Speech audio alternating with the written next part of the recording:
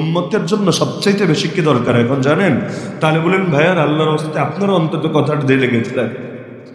উম্মতের জন্য এখন সৈনিক বেশি দরকার না, সেনাপতি বেশি দরকার। যুদ্ধের ময়দানে সৈনিক থাকে অনেক বেশি, সেনাপতি থাকে সেই তুলনায় অনেক কম। কিন্তু গুরুত্ব কিন্তু খালি সৈনিকের না, এর চাইতে অনেক বেশি গুরুত্ব কিন্তু সেনাপতি। এই বাংলা অঞ্চলে স্বাধীনতা প্রথম হারিয়েছি কবে? 1757-তে পলাশীর আমবাগানে নবাব সিরাজউদ্দৌলার পতনের মাধ্যমে। নবাব সিরাজউদ্দৌলার সৈনিকের কোনো কমতি ছিল না, এত সৈনিক ছিল ব্রিটিশ বাহিনীর বহুগুণ বেশি।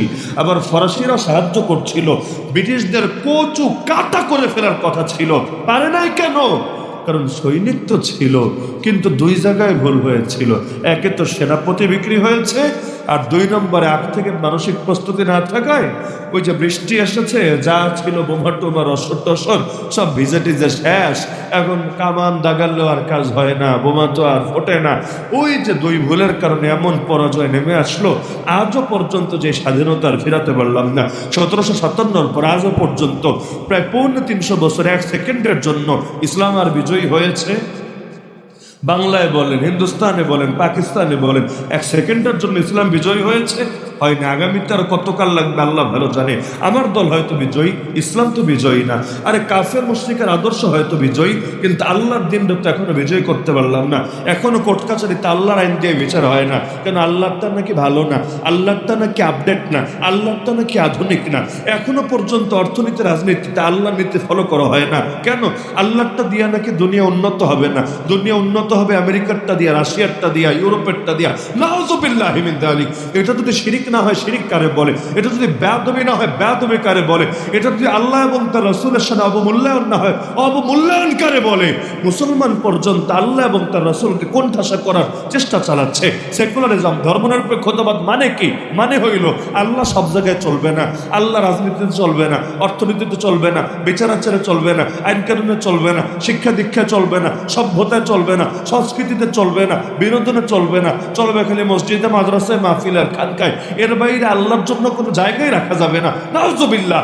এইটা যদি কুফর না হয়, পৃথিবীতে কুফর শব্দটাই ভুয়া ছাড়া কিছু হবে। চলছে এগুলো, এই ব্যর্থতার দায় তো আমাদের। তো এখন সবচাইতে বেশি প্রয়োজন ময়দানে সেনাপতির। নেতৃত্বের সংকট কেমন যত ঘনিয়ে আসবে নেতৃত্বের সংকট বাড়বে। এটা শুধু ইসলামী ক্ষেত্রে না, হার অঙ্গনে দেখতে পাচ্ছেন না নেতৃত্বের সংকট তৈরি হচ্ছে নাকি হচ্ছে না? ইমাম মাহদী আসবে কেন? এজন্য আসবে না যে দুনিয়া থেকে ইসলাম হারায়া যাবে, এজন্য আসবে না মুসলমান একটাও থাকবে না, মাদ্রাসা একটাও থাকবে না, মসজিদ একটাও থাকবে না, নতুন করে স্টার্টিং করতে তিনি আসবেন না। তিনি আসবেন নেতৃত্বের সংকট পূরণ করতে। কারণ সংকট বাড়তে বাড়তে এমন অবস্থা হবে, উম্মত তো আছে, তো নেতৃত্ব দিবে কে? তারে পায় না, যার কারণে মাথা উঁচু করে দাঁড়াতে পারে না। বাংলাদেশে মুসলমান কি কম? মুসলমানের মধ্যে চেতনা কি কম?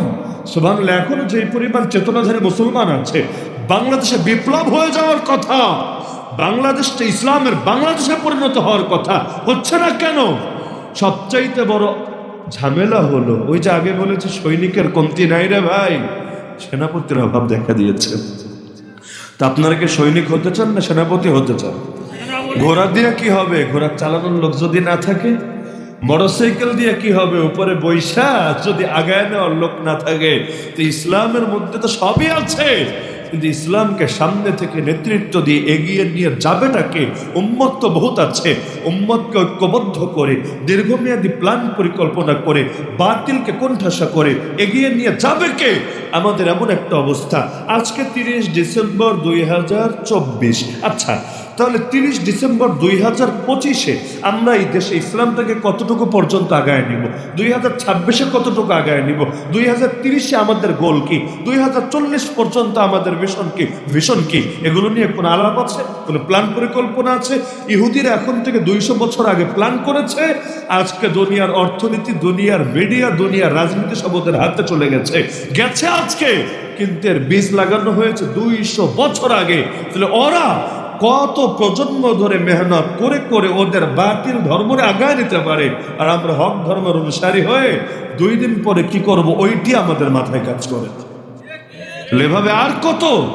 এখন উম্মতের সেনাপতি লাগবে। আপনারা চেষ্টা করেন, আল্লাহ যাকে কবুল করে, এটা জেনারেল ভাইদেরও বলছি, মাদ্রাসার ভাইদেরও বলছি, আল্লাহ যাকে কবুল করে